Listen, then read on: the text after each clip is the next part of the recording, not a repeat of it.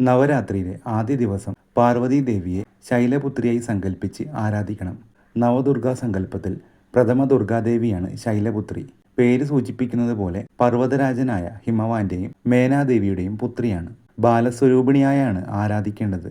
1000 സൂര്യചന്ദ്രപ്രഭയോടെ വിളങ്ങുന്ന ദേവി ഭക്തവത്സലയുമാണ്. ഭവാനി, പാർവതി, ഹേമവതി എന്നീ നാമങ്ങളും ശൈലപുത്രി ദേവിക്കുണ്ട്. ഒരു കൈയിൽ ത്രിശൂലവും മറുകൈയിൽ താമരപ്പൂവുമായി വരുന്ന ശൈലപുത്രി ദേവിയുടെ വാഹനം നന്ദിയാണ്. ദേവിയുടെ ഈ രൂപം മനസ്സിൽ ധ്യാനിച്ചുകൊണ്ട് നവരാത്രി കാലത്തെ 1-ാം ദിനത്തിൽ ദേവിയെ പ്രാർത്ഥിക്കേണ്ട മന്ത്രം: വന്ദേ വാഞ്ചിതലാഭായ ചന്ദ്രാർത്താഗത ശേഖരാം വൃഷാരൂഢാം ശൂലധരാം ശൈലപുത്രിം യശസ്വിനിയും.